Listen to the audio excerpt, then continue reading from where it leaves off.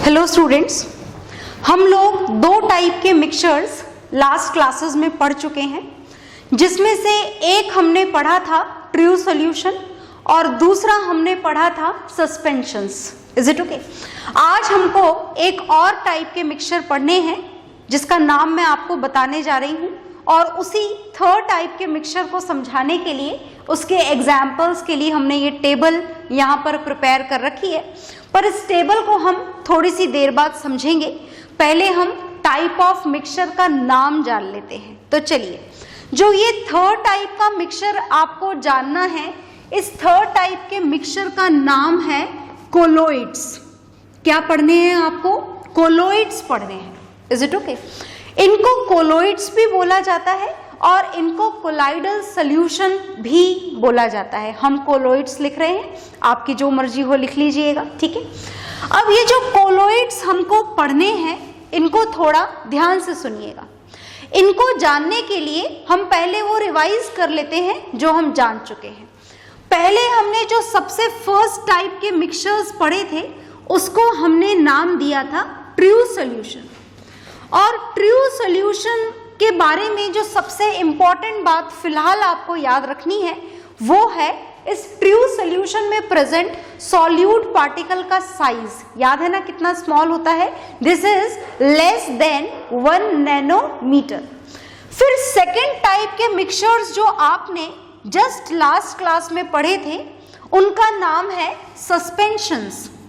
और सस्पेंशंस की खास बात क्या है? सस्पेंशन की बहुत सारी खास बातें हैं, पर फिलहाल आपको क्या याद रखना है? वही सॉल्यूट पार्टिकल का साइज। और वो सस्पेंशंस में कैसा होता है? Quite big. कितना बिग? More than 100 nanometer. तो ट्रू सॉल्यूशन में साइज बहुत छोटा है। कितना छोटा है?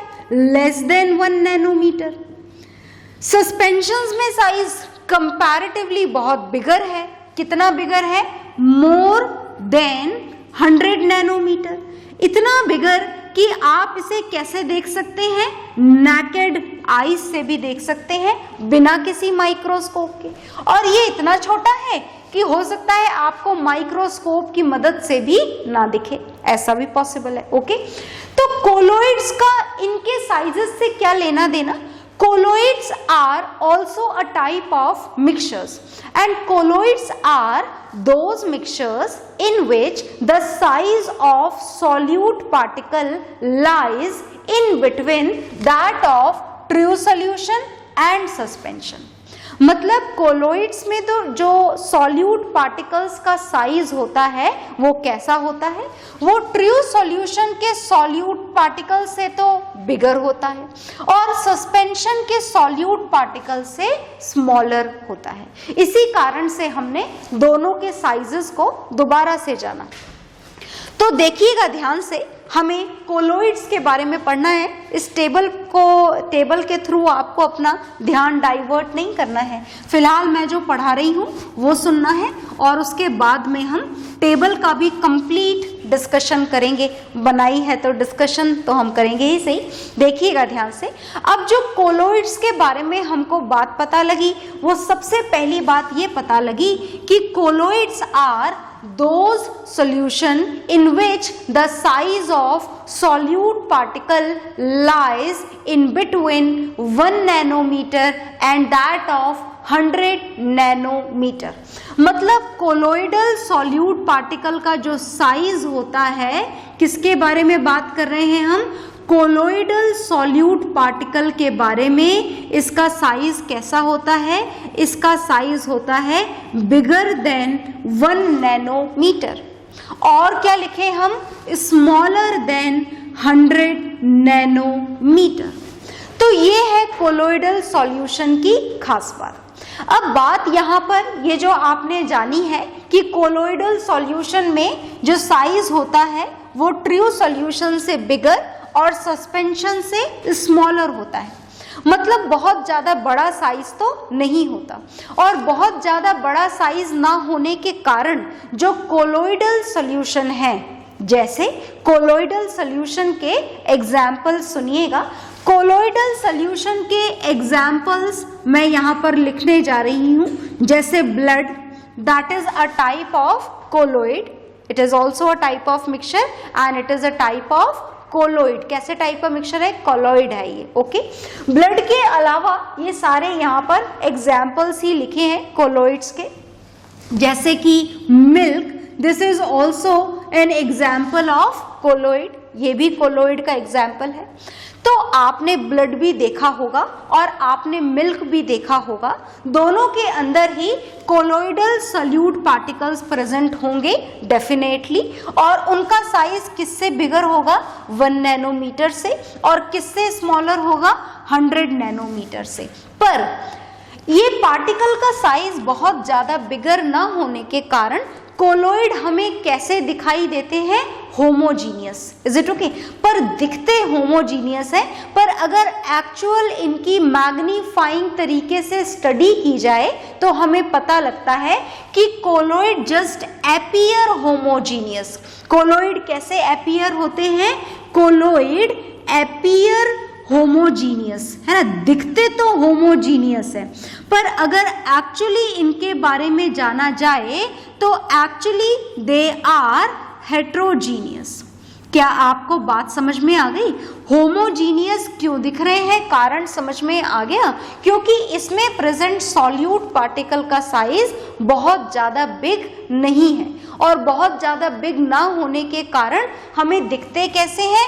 होमोजीनियस. पर डिटेल स्टडी करने के बाद में हमको पता लगा कि चाहे वो ब्लड हो, चाहे वो मिल्क हो, चाहे कोई से भी टाइप का कोलोइड हो, वो कैसा होता है? Actually it is heterogeneous. तो हमें कोलोइडल सॉल्यूशन के बारे में 2 बातें पता लग गई हैं. दोनों बातें ध्यान से दोबारा रिवाइज कर लें. It is there in front of you. Note down भी कर लें वीडियो को पॉज करके इन 2 बातों को. Is it okay? इसके बारे में हम थोड़ा और जानते हैं. चलिए, तो अब हमको क्या जानना है इस कोलोइडल सॉल्यूशन के बारे में? ध्यान से सुनिएगा. अब जो हम इस कोलोइडल सॉल्यूशन के बारे में जानने जा रहे हैं, this is somewhat different from that of true solution and suspension. Okay, जब बात कोलोइडल सॉल्यूशन की जाती है तो जैसे आपने अभी तक के मिक्सचर देखे, चाहे वो ट्रू सॉल्यूशन हो चाहे सस्पेंशन, कोलोइडल सॉल्यूशन में भी 2 चीजें होना जरूरी है. 2 चीजें कौन सी? एक तो वो जिसे आप अभी तक सॉल्यूट बोल रहे थे, और एक वो जिसे ज्यादा क्वांटिटी में काम में लिया जाता है और इसे अभी तक हम सॉल्वेंट बोल रहे थे. Is it okay? पर सॉल्यूट और सॉल्वेंट यहाँ पर इनके नाम रिप्लेस किए जा चुके हैं, और किसके थ्रू रिप्लेस किए जा चुके हैं? सुनिएगा. जब बात हम कोलोइड्स की करते हैं, जैसे मिल्क की बात आप करेंगे, जब ब्लड की बात आप करेंगे, तो सॉल्यूट पार्टिकल और सॉल्वेंट पार्टिकल ये वर्ड्स काम में नहीं लिए जाते हैं. तो फिर क्या काम में लिया जाता है? सॉल्यूट पार्टिकल की जगह हम काम में लेते हैं डिस्पर्स्ड फेज. क्या काम में लेते हैं? डिस्पर्स्ड फेज, बिखरी हुई फेज. किसमें बिखरी हुई है ये बिखरी हुई है सॉल्वेंट के अंदर. और सॉल्वेंट को भी हम यहाँ पर सॉल्वेंट नहीं बोलते हैं. सॉल्वेंट की जगह पर जो नाम हम यहाँ पर काम में लेंगे, this is dispersion medium. Is it okay? तो याद रखिएगा, जब भी हम कोलोइड्स के बारे में बात करते हैं तो सॉल्यूट की जगह क्या काम में लेते हैं? Dispersed phase. और सॉल्वेंट की जगह पर क्या काम में लेते हैं? Dispersion medium. Is it okay? तो डिस्पर्स्ड फेज और डिस्पर्जन मीडियम ये किसी भी फिजिकल स्टेट में प्रेजेंट हो सकते हैं. मतलब डिस्पर्स्ड फेज सॉलिड भी हो सकता है, डिस्पर्स्ड फेज लिक्विड भी हो सकता है, और डिस्पर्स्ड फेज गैस भी हो सकता है. Is it okay? सिमिलरली जो डिस्पर्जन मीडियम है ये भी सॉलिड भी हो सकता है, और लिक्विड भी हो सकता है, और गैस भी हो सकता है. मतलब यहाँ पर डिस्पर्स्ड फेज और डिस्पर्जन मीडियम की दोनों फिजिकल स्टेट कोई सी भी पॉसिबल है. It may be solid, it may be liquid, it may be gas. In the same way, dispersion medium may also be solid, liquid and gas. क्या आपको इस बताई हुई बात का मतलब समझ में आया? मतलब ये है कि सॉलिड के अंदर भी डिसॉल्व हो सकता है तो भी कोलोइड मिलेगा, सॉलिड लिक्विड के अंदर भी डिसॉल्व हो सकता है, then also a type of colloid will be obtain, और सॉलिड गैस के अंदर भी डिसॉल्व हो सकता है तो अलग टाइप का कोलोइड मिलेगा। सिमिलरली ये जो लिक्विड है, ये लिक्विड सॉलिड में भी डिसॉल्व हो सकता है, लिक्विड में भी डिसॉल्व हो सकता है, और लिक्विड गैस में भी डिसॉल्व हो सकता है। तो इस डिस्पर्स्ड फेज और डिस्पर्जन मीडियम की अलग अलग फिजिकल स्टेट के हिसाब से हमें अलग अलग कोलोइडल सॉल्यूशन मिलते हैं, और उसी की टेबल हमने यहाँ पर आपके लिए ऑलरेडी प्रिपेयर कर रखी है। देखिएगा ध्यान से, these are the different dispersed phase and these are the different dispersion medium. तो when this solid is dispersed in solid, मतलब सॉल्यूट भी सॉलिड है और सॉल्वेंट भी सॉलिड है, इन दैट कंडीशन हमें अलग टाइप का कोलोइड मिलेगा। कौन से टाइप का कोलोइड? जैसे हमने उसको एक नाम दे रखा है सॉलिड सोल। सॉल्यूशन और कोलोइड में डिफरेंस रखने के लिए हमने यहाँ पर सॉल्यूशन की जगह सोल काम में लिया है। Is it okay? तो जब डिस्पर्स्ड फेज और डिस्पर्जन मीडियम दोनों ही सॉलिड हो, in that condition the colloid formed is known as solid sol. क्या बोला जाता है उस वक्त बने हुए कोलोइड को? सॉलिड सोल बोला जाता है। Is it okay?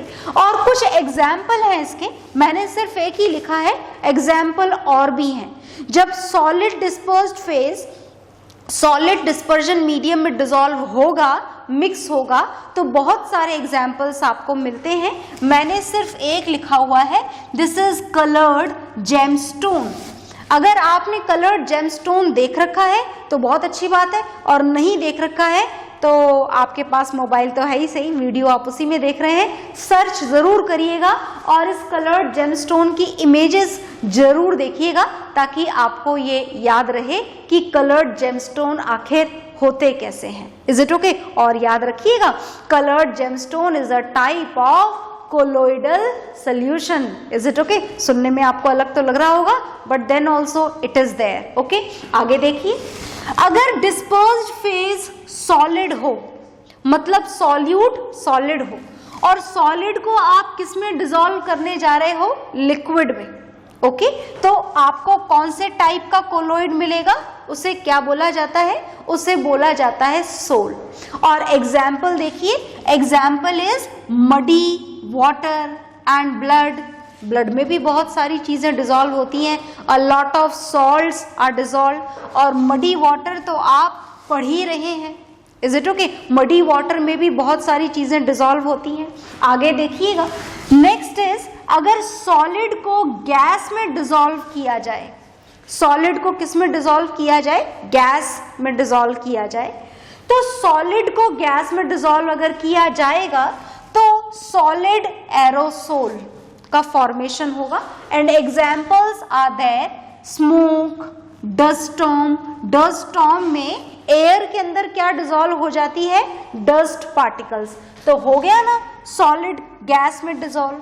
आगे देखिए, when this liquid is dissolved in solid, अगर लिक्विड को सॉलिड में डिसॉल्व कर दिया जाए, किसको किस में डिसॉल्व कर रहे हो? लिक्विड को सॉलिड में। In that condition the type of colloid is known as gel, and the examples are here in front of you, cheese and butter. Okay, आगे देखिए, when liquid solute is dissolved in liquid solvent, then the formed colloid is known as emulsion. क्या बोला जाता है उसे? emulsion. And the example is milk. याद है ना, मिल्क में क्रीम डिसॉल्व होती है, फेस क्रीम तो आप लगाते ही होंगे। आगे देखिए, लिक्विड को अब किस में डिसॉल्व किया जा रहा है? गैस में। तो क्या बनेगा? टाइप ऑफ कोलोइड का नाम क्या होगा? एरोसोल। और ये जो एग्जाम्पल है फॉग, याद है ना, फॉग में क्या होता है? एयर के अंदर क्या डिसॉल्व होते हैं? Liquid water vapours. Similarly they are found in clouds also. Is it okay? आगे देखिएगा, when gas is dissolved in solid, तो फिर हमको क्या मिलेगा? Solid foam. Sponge and bread, solid में गैस डिसॉल्व होती है, यस डिसॉल्व होती है, इसका मतलब it is present in it, present होती है। पता है ना आपको, स्पॉन्ज को आप प्रेस करते हो तो बाहर आ जाती है ना सारी एयर, बिल्कुल। तो that sponge is also an example of a colloid. Okay, आगे देखिए। Now when gas is dissolved in liquid then we will get this foam, और फोम के एग्जाम्पल है फ्रोथ। फ्रोथ जानते हो आप, जो आप कॉफी बनाते हो जब कोल्ड कॉफी तो खूब सारा झाग आ जाता है ऊपर, that is known as froth. Is it okay? और दोबारा से याद करिए, क्या उसमें लिक्विड के अंदर गैस डिसॉल्व होती है? बिल्कुल डिसॉल्व होती है। ओके, इधर देखिए, next is whipped cream, it is also an example of a colloid. तो टेबल थोड़ी लंबी है, मुझे पता है आपको लर्न करने में परेशानी तो होगी, पर लर्न आपको करना पड़ेगा इसको बहुत ही perfectly. Is it okay? With at least one example of each and every type of colloid. Okay, तो मैं अब इस टेबल को रफ करूंगी, आप इसे नोट डाउन जरूर करिएगा अभी। ओके,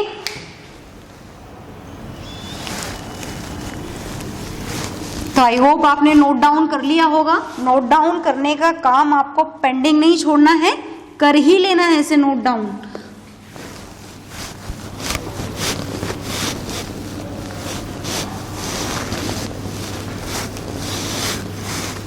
और अब इसके बाद में हम कोलोइड्स के सारे पॉइंट्स कवर करेंगे। जो पॉइंट्स हमने ट्रू सॉल्यूशन के लिए पढ़े थे, सिमिलरली सस्पेंशंस के लिए भी पढ़े थे, वो सेम पॉइंट्स हमको कोलोइड्स के लिए भी पढ़ने हैं। तो हम कोलोइड्स के लिए पॉइंट्स पढ़ने जा रहे हैं, देखिएगा ध्यान से। तो कोलोइड्स के क्या पॉइंट्स आपको पढ़ने हैं, सुनिएगा। तो हम कोलोइड्स पढ़ने जा रहे हैं एक बार और, देखिएगा। तो क्या क्या खास बातें हमें कोलोइड्स के बारे में पता लगी। सबसे पहले जो पता लग चुकी है उनको हम नोट डाउन कर लेते हैं एक साथ। That is the size of solute particles. Solute particle का साइज कैसा होता है कोलोइड्स के अंदर? याद है ना, साइज किसका लिया जाता है? साइज लिया जाता है इसके डायमीटर का। Is it okay? तो आपको कोलोइड के किसका साइज जानना है? डायमीटर का। किससे बिगर होता है? This size of colloid particles is bigger than 1 nanometer and less than 100 nanometer. दूसरी खास बात हमको क्या पता है कोलोइड्स के बारे में? दूसरी खास बात हमको पता है कि colloids are always heterogeneous mixtures. They appear homogeneous but actually they are heterogeneous mixtures. ये है इसकी दूसरी खास बात। तीसरी बात जानते हैं, चलिए कोलोइड्स के बारे में। तीसरी बात क्या है? तीसरी बात ये है कि क्या आप इसे फिल्ट्रेशन प्रोसेस के थ्रू सेपरेट कर सकते हैं? क्या बोलते हैं बताइए। अगर हम ये फनल लें और फनल में फिल्टर पेपर लगा दें और इस फिल्टर पेपर से बताओ भाई किसको फिल्टर करना चाहते हो। ये जो फिल्टर पेपर लगाया है, अभी आपने ढेर सारे एग्जाम्पल्स देखे थे कोलोइड के। चलो हम एक सिंपल मोस्ट एग्जाम्पल ले लेते हैं। जैसे हमने ले लिया ब्लड। इस ब्लड को अगर आप फिल्टर करेंगे तो क्या फिल्ट्रेशन टेक्निक से यहाँ पर पानी सारा नीचे आ जाएगा और सारी सेल्स और सारे सॉल्ट्स ऊपर रह जाएंगे? क्या ऐसा पॉसिबल है? नहीं। मतलब colloid particles can not be separated by the process of filtration. Is it okay? तो हम यहाँ पर थर्ड पॉइंट क्या लिखेंगे? हम यहाँ पर थर्ड पॉइंट लिखेंगे दैट कोलोइड्स, क्या लिखेंगे यहाँ पर? Colloids can't be separated by the process of can't be separated by the filtration method। कौन से मेथड से आप सेपरेट नहीं कर सकते हैं? आप फिल्ट्रेशन मेथड से इनको सेपरेट नहीं कर सकते हैं। और जाने, चलिए और जानते हैं इनके बारे में, देखिएगा ध्यान से।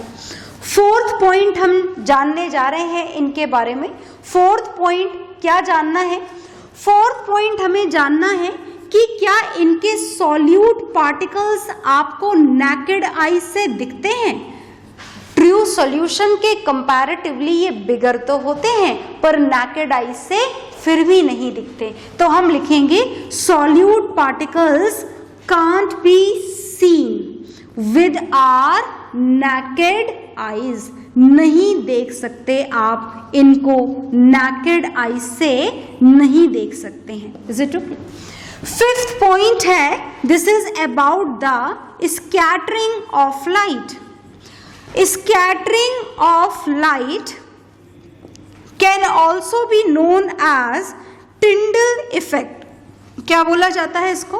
टिंडल इफेक्ट भी बोला जाता है। याद है ना Tyndall effect, scattering of light.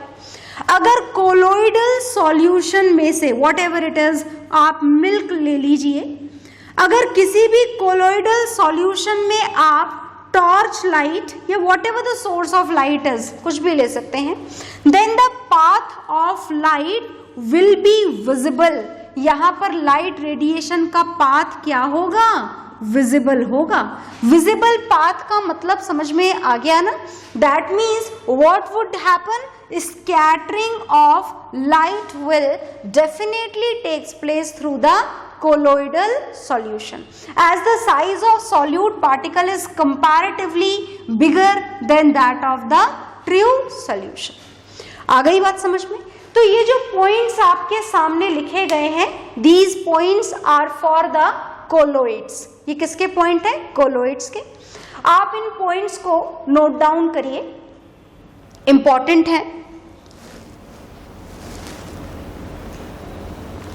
और इसके बाद में मैं आपको एक पॉइंट और बताऊंगी,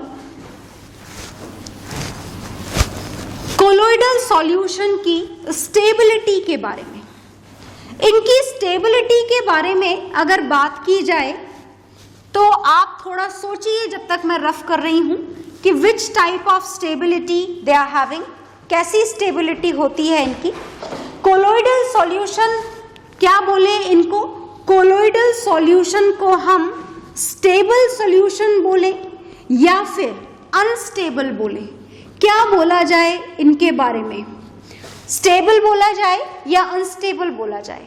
चलिए तो बात हम शुरू करते हैं विद एन एग्जाम्पल, और एग्जाम्पल की फॉर्म में हम यहाँ पर ले लेते हैं मिल्क। तो जैसे आपने ये मिल्क यहाँ पर रखा है, अगर इस मिल्क को 4 घंटे, 8 घंटे या 10 घंटे तक आप अनडिस्टर्ब्ड पोजीशन में छोड़ दो, तो क्या सारे के सारे क्रीम पार्टिकल्स ऊपर आकर के सेटल हो जाएंगे? ऐसा होगा नहीं, ऐसा बिल्कुल भी नहीं होगा। इसका मतलब हम यहाँ पर क्या बोलेंगे कि whenever we talk about the colloids, then colloids are stable।